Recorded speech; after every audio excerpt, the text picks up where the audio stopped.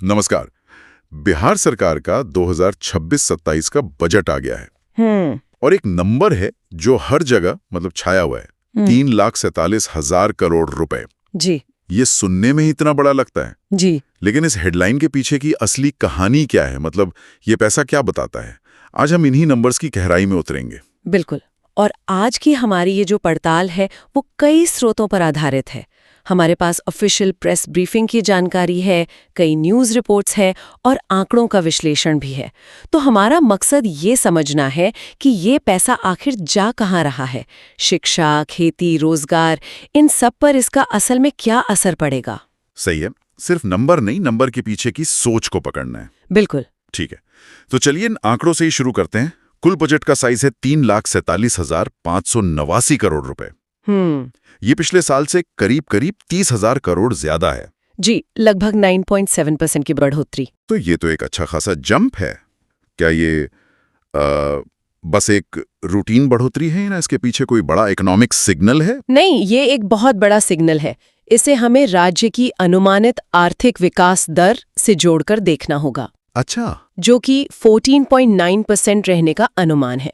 Wow, 14.9%। जी, जब economy के इतनी तेजी से बढ़ने की उम्मीद हो तो सरकार भी ज्यादा खर्च करने का आत्मविश्वास दिखाती है।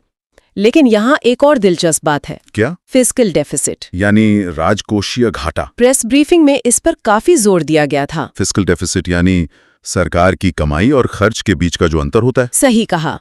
और सरकार ने इसे जीएसडीपी का 2.99% रखने का लक्ष्य रखा है। 2.99%। हाँ, और ये नंबर इसलिए जरूरी है क्योंकि ये एफआरबीएम एक्ट के तहत जो 3% की सीमा है उसके ठीक अंदर है। ओके, तो मतलब सरकार ज्यादा खर्च तो कर रही है, लेकिन साथ में ये भी दिखा रही है कि वो अपनी चादर से ज्यादा पैर नहीं पसार रही। बिल्कुल सही पकड़ा आपने। एक तरह से वित्तीय अनुशासन बनाए रखने का संदेश है।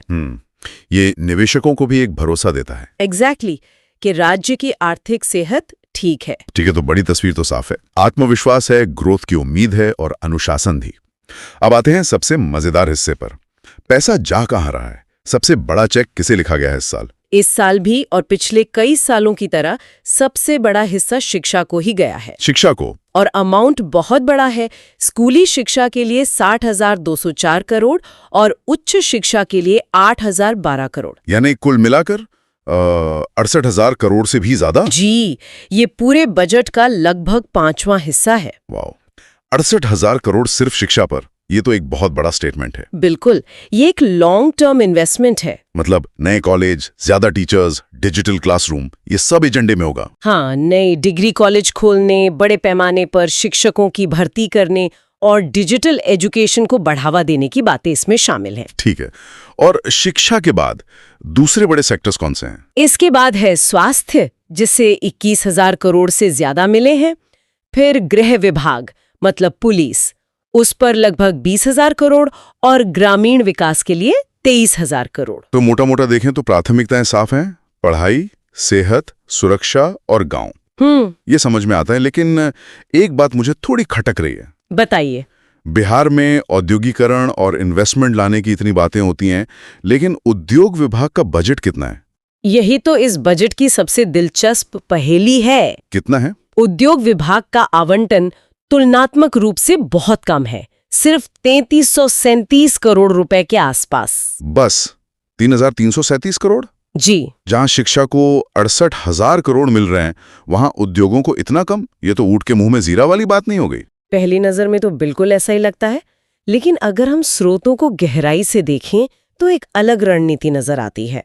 सरकार यहाँ सीधी सब्सिडी या क्या कहते हैं कैश इंसेंटिव देने के बजाय एक माहौल बनाने पर पैसा लगा रही है। एग्जैक्टली। जैसे अच्छी सड़कें, 24 घंटे बिजली, ताकि कंपनियां खुद ब खुद आएं। बिल्कुल सही। ये एक पुल स्ट्रैटेजी है, पुश नहीं।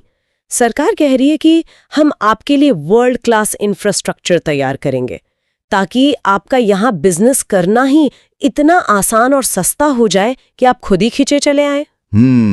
ये एक लंबा दाव है और शायद थोड़ा जोखिम भरा भी। हाँ, कह सकते हैं। खैर, इस पर हम बाद में फिर लौटेंगे। अभी हमने बड़े सेक्टर्स की बात की, लेकिन इन योजनाओं का एक आम किसान, एक महिला या एक युवा की जिंदगी पर क्या असर पड़ेगा? चलिए किसानों से शुरू करते हैं। उनके लिए एक बड़ी और सीधी घोषणा है। क्या है वो? जननायक कर्पूरी ठाकुर किसान सम्मान निधि योजना। अच्छा, ये केंद्र सरकार की किसान सम्मान निधि जैसी ही है? हाँ, लेकिन ये उसके ऊपर एक टॉपअप है। टॉपअप? जी, केंद्र से जो राशि मिलती है उसके अलावा अब राज्य सरकार अपनी तरफ से हर साल 3,000 रुपए अतिरिक्त देगी। सीधे किसानों के खाते में? जी, सीधे खाते में। 3,000 रुपए सालाना? क्या ये रकम इतनी बड़ी है कि इससे कोई बड़ा बदलाव आएगा? देखिए, अगर हम इसे अकेले देखें तो शायद ये बहुत बड़ी रकम न लगे, लेकिन ये एक बड़े पैकेज का हिस्सा है। मतलब? बजट में चौथे कृषि रोडमैप और एक नए बिहार एग्री इंफ्रास्ट्रक्चर मिशन का भी जिक्र है। इस मिशन के लिए शुरुआती 1 लाख करोड़ रुपए के निवेश की योजना है। 1 लाख करोड़? हाँ, तो लक्ष्य सिर्फ किसानों को पैसे देने नहीं, बल्कि मक्का, दाल जैसी फसलों का उत्पादन बढ़ाना, स्टोरेज को आधुनिक बनाना है। समझ गया। तो ये 3,000 रुपए उस बड़ी तस्वीर का एक छोटा पर सीधा दिखने वाला हिस्सा है। बिल्कुल ठीक है। अब महिलाओं की बात करते हैं। स्रोतों में जीविका कार्यक्रम का जिक्र बार बार आ रहा है। इसके आंकड़े तो कमाल के हैं। 1.4 करोड़ से ज्यादा परिवार, लगभग 11.5 लाख सेल्फ हेल्प ग्रुप्स। जी, और ये शायद बिहार के सबसे सफल जमीनी कहानियों में से एक है। ये जमीन पर कितना बड़ा बदलाव ला रहा है? जीविका अब सिर्फ एक सरकारी योजना नहीं रही, ये एक सामाजिक आंदोलन बन चुका है। आंकड़े खुद बताते हैं 1.56 करोड़ महिला सदस्यों को 10,000 रुपए की शुरुआती मदद दी जा चुकी है। अच्छा। और अब जो महिलाएं अपना छोटा मोटा काम शुरू कर चुकी हैं, उन्हें अपना बिजनेस बढ़ाने के लिए 2 लाख रुपए तक की अतिरिक्त सहायता मिल सकती है। वाह। और इसमें एक टर्म का जिक्र है, लखपति दीदी। ये क्या है? ये इस मॉडल की सबसे बड़ा सबूत है। स्रोतों के मुताबिक इस कार्यक्रम से जुड़ी 31 लाख से ज्यादा महिलाओं को लखपति घोषित किया गया है। 31 लाख? हाँ, यानी उनकी सालाना आमदनी 1 लाख रुपए से ज्यादा हो गई है। ये वाकई प्रभावशाली है। ये दिखाता है कि ये सिर्फ पैसे देना नहीं है, बल्कि एक पूरा सपोर्ट सिस्टम बनाना है। सही बात है, ये जमीनी स्तर पर एक बहुत बड़ा आर्थिक और सामाजिक बदलाव है। ठीक है, हमने किसानों और महिलाओं की बात की, लेकिन किसी भी राज्य का भविष्य तो उसके युवाओं पर निर्भर करता है।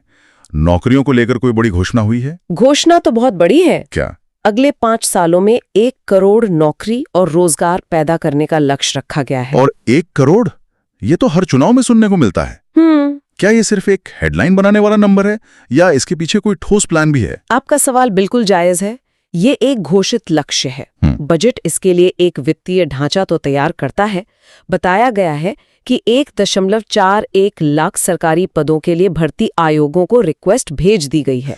1.41 लाख, लेकिन लक्ष्य तो 1 करोड़ का है। जी। और ये आंकड़ा सिर्फ सरकारी नौकरियों से तो पूरा नहीं हो सकता। तो फिर इसकी सफलता उसी बात पर निर्भर करती है जिसकी चर्चा हम कर रहे थे। वो 50 लाख करोड़ रुपए का प्राइवेट इन्वेस्टमेंट। एग्जैक्टली। अगर वो निवेश आता है तो रोजगार के अवसर अपने आप बनेंगे। तो बजट एक तरह से जमीन तैयार कर रहा है। जी। लेकिन फसल उगाने का काम प्राइवेट सेक्टर को करना होगा। आपने बिल्कुल सही समझा। ठीक है, तो ये फिर से हमें उसी इंफ्रास्ट्रक्चर वाले दांव पर ले आता है। तो चलिए अब सीधे उसी पर बात करते हैं। जमीन पर असल में क्या बदलने वाला है?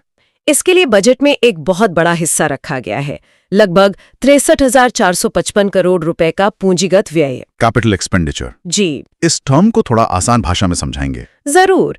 इसे ऐसे समझिए कि सरकार के 2 तरह के खर्चे होते हैं। एक होता है रेवेन्यू एक्सपेंडिचर, जैसे सैलरी, पेंशन, सब्सिडी, ये रोजमर्रा का खर्च है।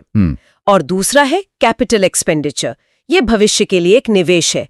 ये पैसा नई सड़कों, पुलों, स्कूलों, अस्पतालों जैसी चीजों को बनाने में जाता है, जो आने वाले कई सालों तक राज्य को फायदा पहुंचाएंगे। बिल्कुल। तो ये 63,455 करोड़ का अमाउंट दिखाता है कि सरकार भविष्य के निर्माण पे बड़ा पैसा लगा रही है। और इस पैसे से बन क्या रहा है? 5 नए एक्सप्रेसवे बनाने की योजना है। 5 एक्सप्रेसवे? जी। और राज्य की सभी सिंगल लेन वाली सड़कों को डबल लेन में बदलने का भी लक्ष्य है। ये तो बहुत बड़ा काम है। हाँ, और ये सिर्फ लोगों की सुविधा के लिए नहीं है, ये असल में आर्थिक गलियारे यानी इकोनॉमिक कॉरिडोर्स बनाने की तैयारी है। सही बात है। इंडस्ट्री को तो बिजली भी चाहिए। बिल्कुल। और बजट में अनुमान लगाया गया है कि राज्य में बिजली की मांग 9,600 मेगावाट से ज्यादा हो जाएगी और उसे पूरा करने की तैयारी की जा रही है। इसके अलावा और क्या है? कई और आधुनिकीकरण की पहले हैं, जैसे जमीन के सारे रिकॉर्ड्स का डिजिटलीकरण, ताकि जमीन से जुड़े विवाद कम हों। सही। शहरों में इलेक्ट्रिक और सीएनजी बसें चलाना, और तो और पर्यटन को बढ़ावा देने के लिए पटना, राजगीर और वैशाली में नए 5 स्टार होटल बनाने की भी योजना है। ये सब मिलकर निवेश के लिए वो माहौल बनाने की रणनीति का हिस्सा है। जी बिल्कुल। तो अगर मैं इन सब बातों को एक साथ जोड़कर देखूं, तो निचोड़ क्या निकलता है? इस बजट की आत्मा क्या है? इसका निचोड़ ये है कि ये एक उम्मीद और आत्मविश्वास से भरा बजट है। ये एक साथ 2 नावों पर सवारी करने की कोशिश कर रहा है। वो कैसे? एक तरफ शिक्षा, स्वास्थ्य, किसान और महिलाओं पर सीधे खर्च करके सामाजिक कल्याण सुनिश्चित कर रहा है, और दूसरी तरफ इंफ्रास्ट्रक्चर पर भारी निवेश करके निजी क्षेत्र के लिए रेड कारपेट बिछा रहा है। बिल्कुल, इस उम्मीद में कि वो आकर बड़े पैमाने पर नौकरियां पैदा करेगा। ये एक महत्वाकांक्षी खाका है। सामाजिक सुरक्षा और आर्थिक विकास के बीच एक संतुलन साधने की कोशिश। जी। आंकड़े और योजनाएं कागज पर तो बहुत प्रभावशाली लग रही हैं, लेकिन असली कहानी जैसा हमेशा होता है, इसके जमीन पर उतरने में होगी। ये लक्ष्य कितने प्रभावी ढंग से हासिल किए जाते हैं, और वो 50 लाख करोड़ का प्राइवेट निवेश सच में आता है या नहीं, वही इस बजट की सफलता तय करेगा। जी। तो जो एक बड़ा सवाल मेरे मन में आखिर में रह जाता है, वो इसी रणनीति को लेकर है। बजट में उद्योगों के लिए सीधे तौर पर बहुत कम पैसा है, लेकिन 50 लाख करोड़ के निजी निवेश को खींचने का सपना है। और यही हमें उस अंतिम विचार की ओर ले जाता है जिस पर सोचने की जरूरत है। सवाल ये है, क्या कोई राज्य मुख्य रूप से सिर्फ सामाजिक और भौतिक बुनियादी ढांचे पर सरकारी पैसा खर्च करके विकास की गाड़ी को तूफानी रफ्तार दे सकता है? क्या ये उम्मीद करना सही है कि अच्छी सड़कें, स्कूल और 24 घंटे बिजली देखकर ही कंपनियां दौड़ी चली आएंगी और बड़े पैमाने पर रोजगार पैदा करेंगी? या फिर विकास के लिए सीधे तौर पर औद्योगिक प्रोत्साहन, टैक्स में छूट और सब्सिडी की भी जरूरत होती है? बिल्कुल, ऐसे लगता है कि बिहार पूरी शिद्दत से इस पहले रास्ते यानी इंफ्रास्ट्रक्चर वाले दांव पर अपना सब कुछ लगा रहा है। अब देखना ये है कि ये दांव कितना सफल होता है।